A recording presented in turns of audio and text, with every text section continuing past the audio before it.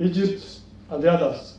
But may I request you that when you took over, you started by giving us subsidized fertilizer. Mr. Set at certain levels. I have visited the tea auction in Mombasa.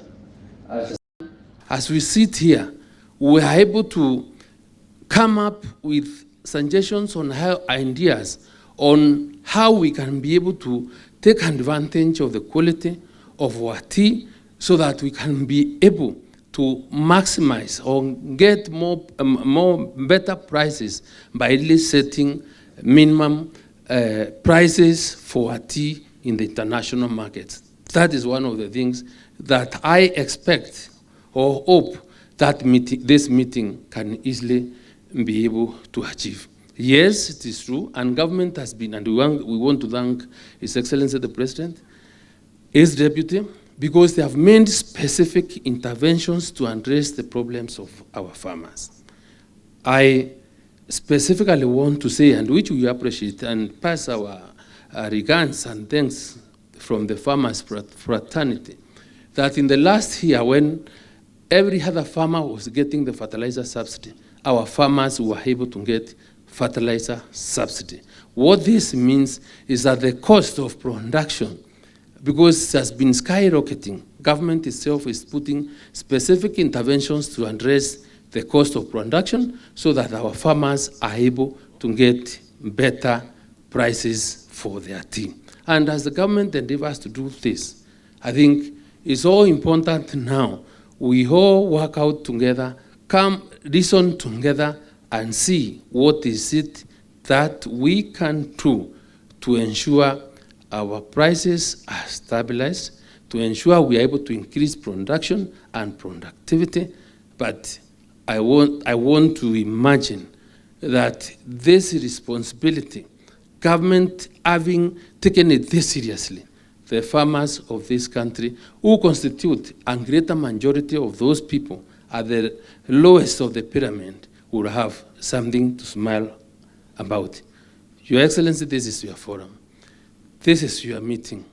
We are here to give you the necessary support. We will do what we can to ensure the greater agenda of this administration is achieved.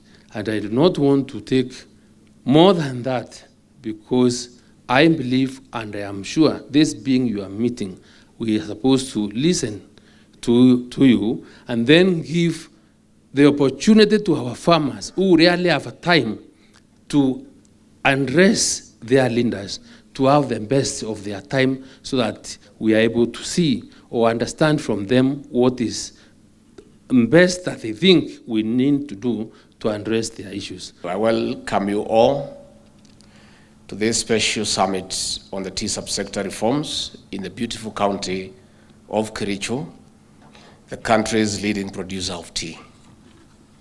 The agriculture sector contributes 22% to our national gross domestic product, with the tea subsector accounting for 2%. With over 650,000 growers spread in 18 counties, Kenya is a leading global producer and exporter of various types of tea, with black tea accounting for at least 95% of the sold crop. Over the years, tea has earned the country foreign exchange. For instance, in 2022, the subsector recorded 20.9%, the highest foreign exchange earnings of 163 billion due to competitive export prices. This was an increase from 130 billion Kenya shillings registered in 2021. This is in spite of the low production across the country as a result of prolonged drought. Distinguished farmers and delegates, tea posted positive results despite geopolitical and internal instabilities in major markets like Russia and Pakistan. The price of 100 kg bag of tea increased to 29,000 Kenya shillings in 2022 from Kenya shillings 23,000 the previous year. That is an increase of about 294 shillings per kilo. Apart from expansion of the existing market, the demand has been on the rise. That is why Pakistan, for instance, imported 20.6% more tea than in the previous year of 2021. Besides keeping traditional markets such as Egypt, United Arab Emirates, and the United Kingdom, Kenya made more inroads in Africa. It was among first member states parties to trade in tea under the African Continental Free Trade Area Agreement with Ghana. Distinguished farmers, the international market size for tea remains healthy. It is projected to grow to up to 6.7% by the year 2031, exceeding $93.2 billion. Consumption of black tea alone, which Kenya produces most, is expected to grow by over 2% in the next decade. Despite the current stable and favorable market, our smallholder tea farmer remains at the bottom of the pyramid. The farmer is pressed by high cost of production. They also bear the burden of huge operational costs. In spite of Kenya producing distinct flavors of tea, the market does not take care of the best interests of the farmer. The farmer has no power to determine the price, yet this is a much sought commodity across the globe, even when sold in raw form. In other words, the farmer who puts most efforts earns the least. In simple terms, the pyramid is inverted against the farmer. The farmer is struggling economically. Distinguished farmers and delegates, that is why we are here today.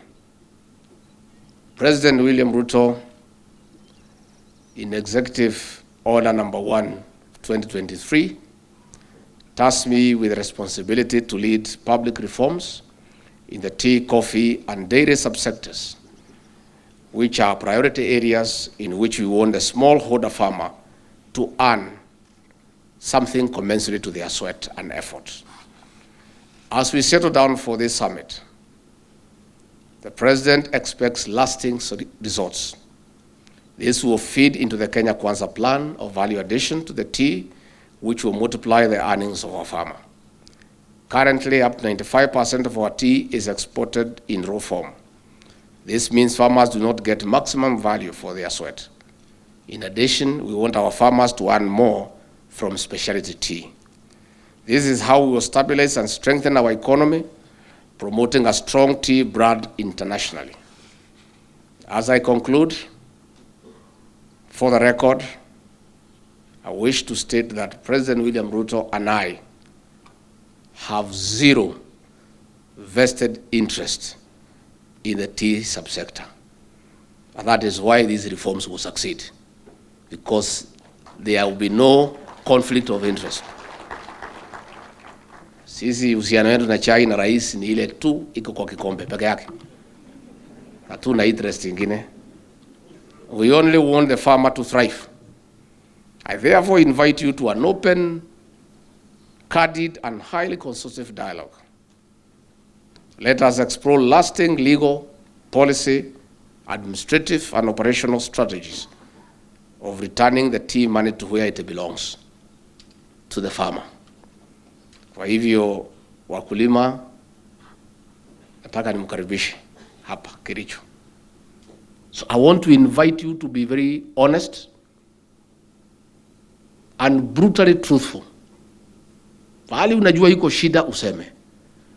Usiposema leo, ukimya milele. This is the last conversation we are going to have about this tea. We cannot every year tunaongea nini, museme leo. Mutasema? Wale wananyanyasa nyinyi, wale wanaumiza nyinyi, pale mnajua pesa napotea. It is the time to say today. And I want to assure you, like we did in coffee, ile yote mutasema, tutarekebisha sheria, na rais na mimi na waziri tutafuatilia, it will happen.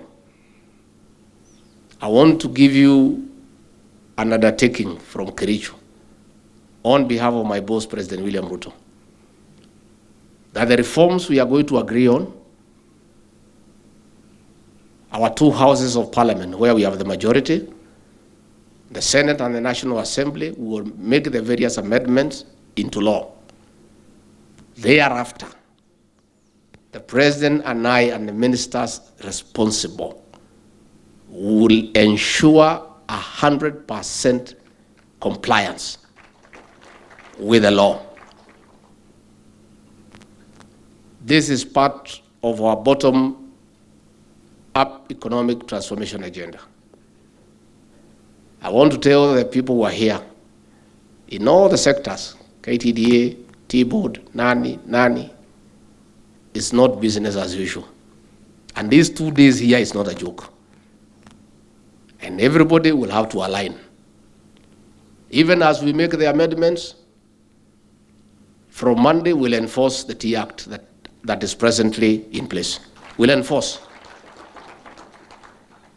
So the T-Act will be implemented as it is, as even we seek amendments. Because already Senator Cheriot and Parliament did a good job. And if that thing had been implemented, we will be 50% successful. We will be dealing with the remaining 50%. So, even as we listen to you and we get our two houses to implement what you recommend here, we'll first implement what is in place so that watu waone hakuna mchezo.